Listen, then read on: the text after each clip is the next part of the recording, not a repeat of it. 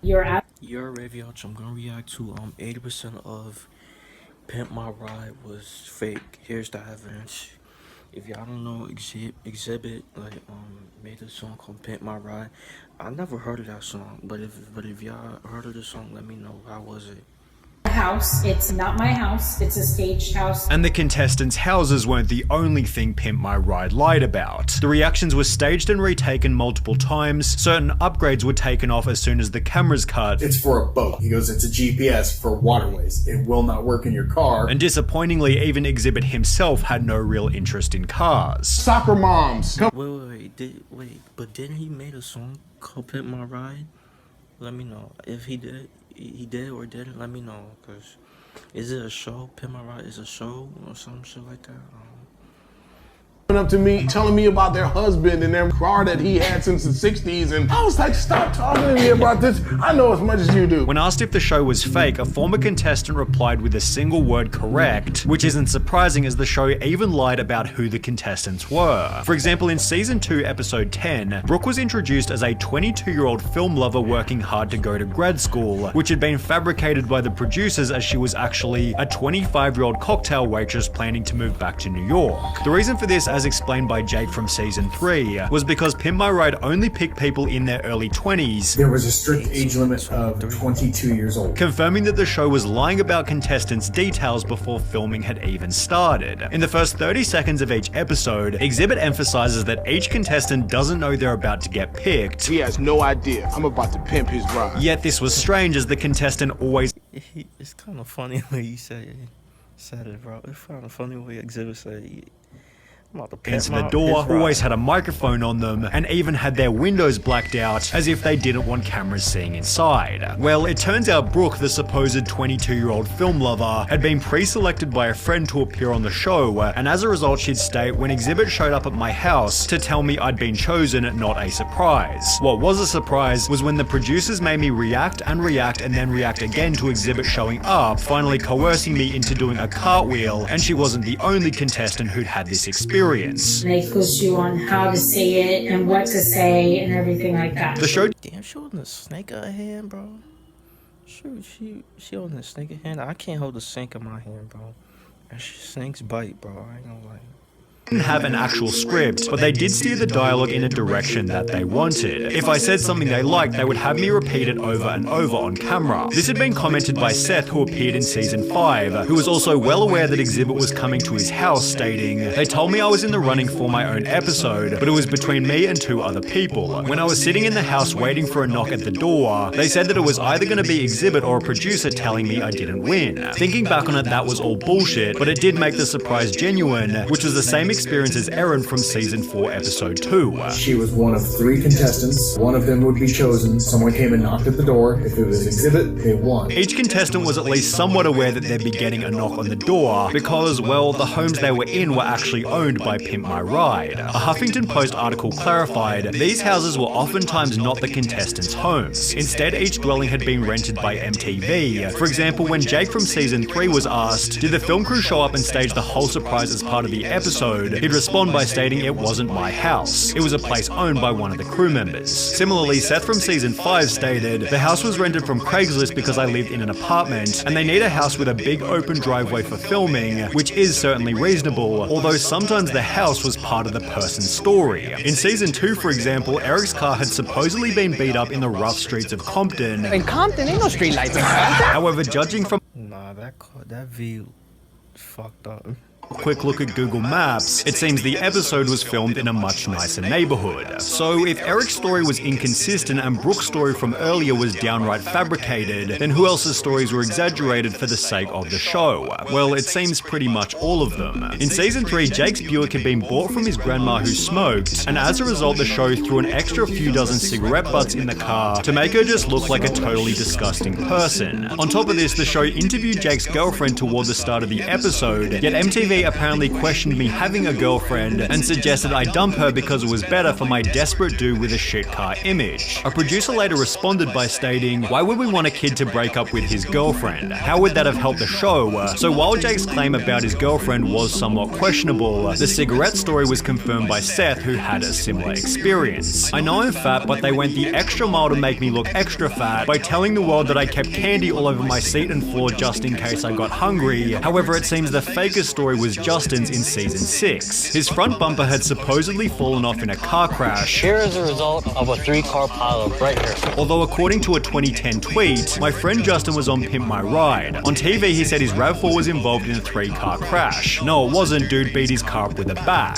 The same user then clarified, what he told me was that MTV suggested to him that he and his friend should do more damage to the car, which was confirmed by Justin himself, who'd add, yes, they removed my front bumper, used aircraft remover and enhanced the dent on the side of my car. Whilst introducing the episode, Justin stated, one of my crazy ex-girlfriends actually threw nail polish on my hood. Although when he was asked why are all your ex-girlfriends so angry, Justin revealed it was just something I made up, while Erin from season 4 was also encouraged to make her car look bad. They asked to leave trash in the car. We went to In-N-Out and so they told me to leave it in the cup holder, so I did. It seems the only real part of the show's intro was Exhibit's improvised dialogue. Because it wasn't scripted. I could say whatever I want to say. And when Exhibit drove the car to the shop, Exhibit did actually take the cars and drive them away, with the exception of a few that were too broken down, and then they made it look like he did. Although this segment created even more problems. Most people believe that PMR takes the car and gives it back in like a week or something. That's what I thought was going to happen too. But in actuality, they took my car for roughly 7 months, being a massive inconvenience for some of the show's contestants. And they make it look like they're moving really, really fast, but in reality,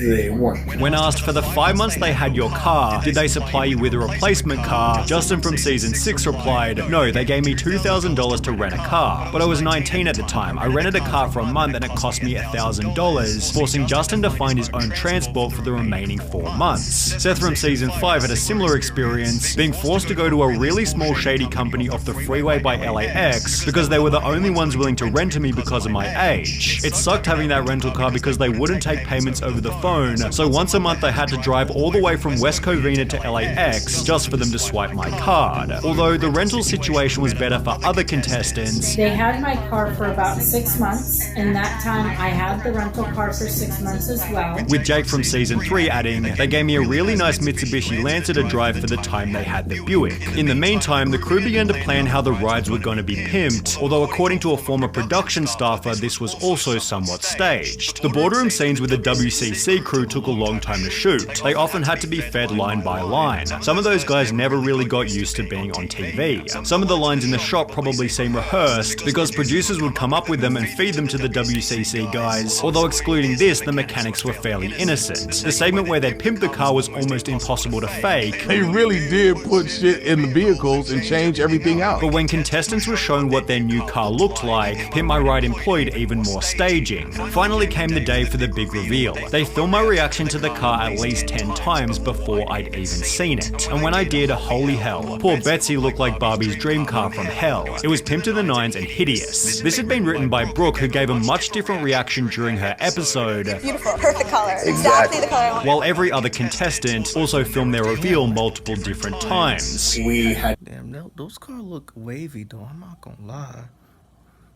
The color of the car looks mad wavy though. to take a lot of takes over and over and over and over and over and over again. Justin stated they had to keep retaking my reaction. Seth stated I even had to do the reveal of the car like 3 times. However, Jake's reaction anecdote. That's mad work. Those are mad work, I ain't gonna lie. Was the strangest I wouldn't even want to be on that shit. of them all. His first real reaction to the car was just quiet amazement where he said this is good. They immediately yelled redo and then things got a bit weirder. I remember this very clearly. Big Dane, very big dude, he like puts his arm around my shoulder, kinda walks me around the shop for like 10 minutes and he's like, listen, we put a lot of work into this. We expect you to be a little more enthusiastic, although it would have been hard to conjure enthusiasm for a car that barely worked. As Jake would later write, the problem with the show is they don't fix any of the mechanical issues and my car was a piece of shit. shit. What they did was make my piece of shit sound exceptionally awesome, which is great, just not great enough to drive on roads. The HuffPost article expanded on this by stating, the car needed a muffler, and so a fake exhaust pipe was installed to make it seem as if that's what the car was supposed to sound like, even though it was just a lack of a muffler, while Exhibit brought up a much more dangerous incident. There was an instance where one of the cars wasn't fixed correctly, and long story short, this kid was driving this vehicle that was supposed to be like damn near brand new, and the steering wheel came off when he was driving it. It's therefore no surprise that the production staff has said, I can say that the cars often weren't fully ready when we shot the reveal. Some had to stay in the shop another week or so to get finished before the kids got them back, especially if they had mechanical issues, and it was Seth and his candy bars who seemed to fit this category. You about mad candies in your seat, bro. Pimp My Ride doubled down on his supposedly crappy diet by installing a cotton candy machine in the boot of the car, which didn't even work as Even Exhibit looks uncomfortable with him, bro. Standing next to him. cotton candy machine didn't have a protective hood that fit, so if I tried turning it on, it would get candy strands everywhere. Very messy, so I never used it again after the shoot. Seth also never used the LED lights installed in the seats, as they would get really hot if left on, while he also had to remove the gull-wing doors because the pistons used to lift them kept them from putting seatbelts in the back, which was highly dangerous. To add a cherry on top of the cake, he had to fork out a further $1,700 for a brand new engine, then adding, after that I drove it for a month before someone hit me and totaled it. However, the end to Justin's RAV4 was even more brutal. After 5 years of taking his pimped out ride to car shows, Justin's RAV4 caught on fire whilst driving as a result of faulty wires. It was later confirmed that this had nothing to do with the show, and at least Justin's car was the same one he first sent in, as when Tavrish uploaded a video titled I bought an abandoned Pimp My Ride minivan, he'd make a shocking discovery. The show originally introduced the minivan as a 1998 Plymouth Grand Voyager. However, Tavrish discovered the car was now a 1999 Dodge Caravan, showing that after they wrecked the original minivan, the show sneakily pimped a completely different car. As a result, Exhibit has been the brunt of most of the show's backlash. I was the face of the show, you know what I'm saying? So people associate me with what happened to the car. Which feels pretty unfair given every contestant has said he's an awesome guy. In fact, Exhibit only did Pimp My Ride for the following reason. I actually did Pimp My Ride because I thought they was gonna play my music videos. However, it instead seemed to have the opposite effect. The show was taking away my credibility of what I'd already done. It was taking so much time. I wasn't able to tour. I wasn't able to record albums. Oh, damn, I definitely didn't know. I was there filming.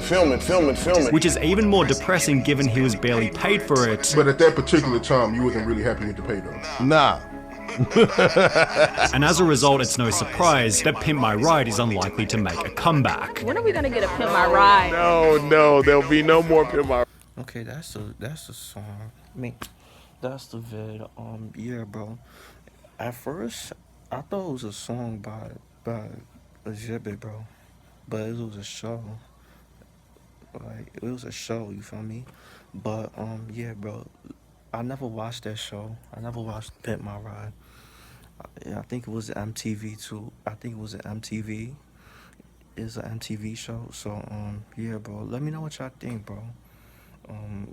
Comment down below what was your favorite episode of that show, though, bro. So, yeah, make sure y'all like, comment, subscribe. I know the vibe. We just looking at you are.